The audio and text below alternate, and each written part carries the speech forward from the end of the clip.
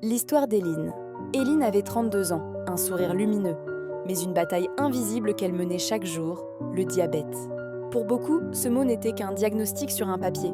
Pour elle, c'était un compagnon silencieux qui dictait chacun de ses gestes. Le matin, avant même d'ouvrir les yeux, elle ressentait parfois son cœur battre un peu trop vite. Une sueur froide, hypoglycémie. Elle devait se lever, boire quelque chose de sucré et attendre que son corps retrouve son équilibre fragile.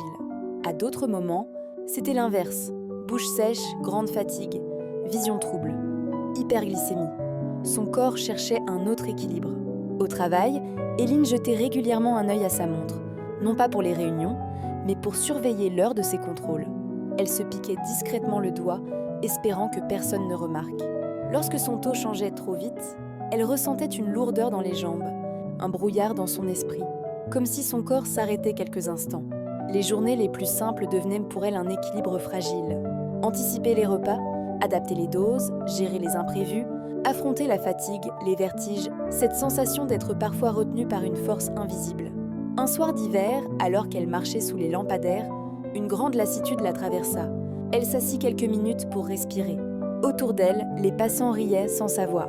Pourtant, dans ce silence intérieur, elle se sentit soudain fière.